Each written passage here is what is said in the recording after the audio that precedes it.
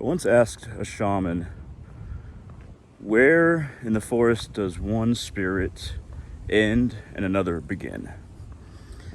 And he said he couldn't really say. That's the gist of what he said. It's so easy to be a human being and to think of as the lines that make the outside of our body and the space between that and somebody else's lines, that distinction equals proper discernment. We need to be able to view everything on a macro scale and a micro. It's useful for us to think of ourselves as individual human beings so we can work on our stuff.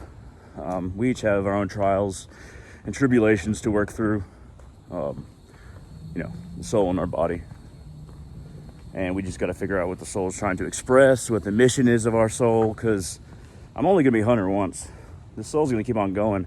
And I think that I'm doing what my soul wants me to do, but I'm still uncertain. It kind of remains to be seen.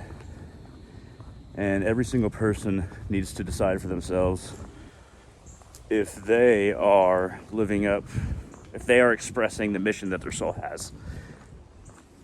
Meditation helps getting in tune with your soul, but so does understanding your natural tendencies, nature and nurture of your upbringing, and the nature of yourself.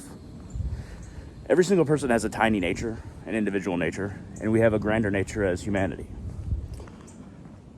Now, the soul is so different from the ego, which is, I'm talking through the ego right now. The illusion of separation.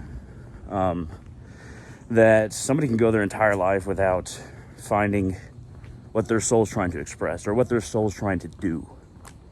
Because there's a lot that gets in the way.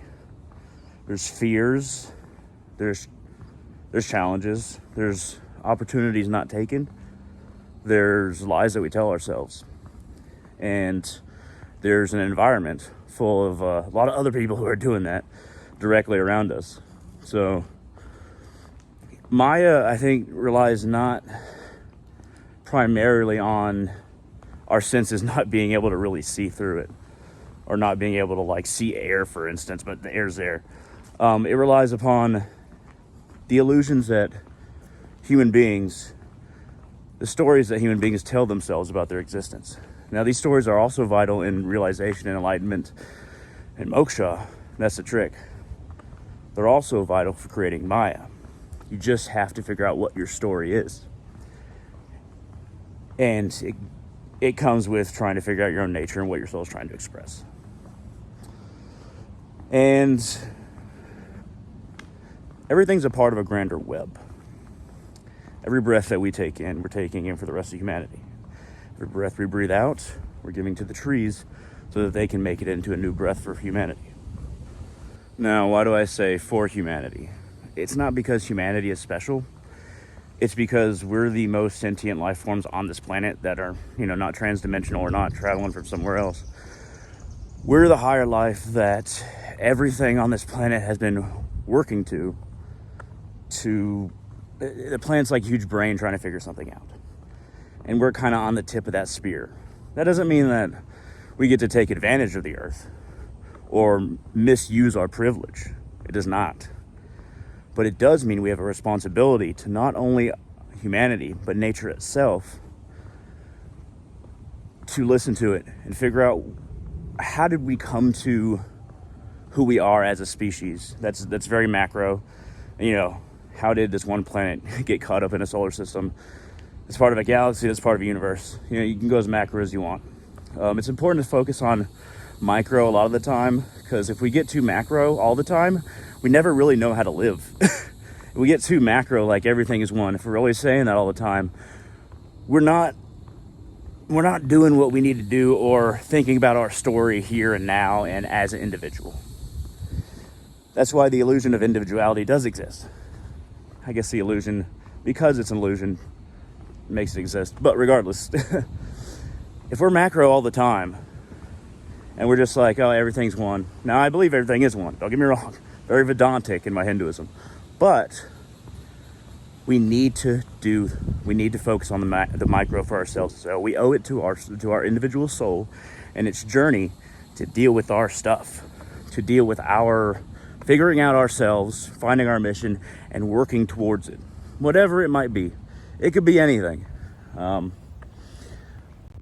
It can be little things, but don't be afraid to have a grander mission that you can do little things to work towards.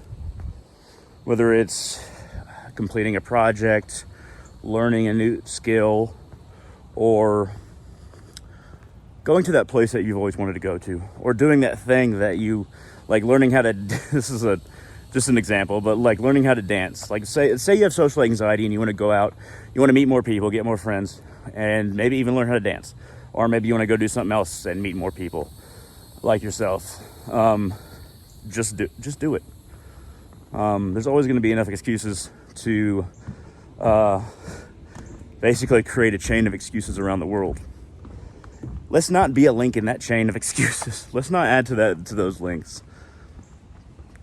Like Nike says, just do it. But yeah, it's a long journey.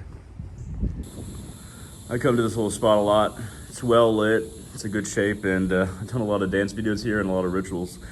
Anyway, these are just some of my thoughts. If you have any questions, comments, concerns, shoot them down in the comment section below on YouTube. Feel free to share this wherever you want. Hit that thumbs up down there, really helps out the channel. I would love to hear your thoughts. Agree with me, disagree with me, or you have any ideas about your own mission for yourself. You can leave that in the comment section below, wherever this is posted, or on YouTube. But thank you very much for watching. I love all of you, and all of you have a wonderful day.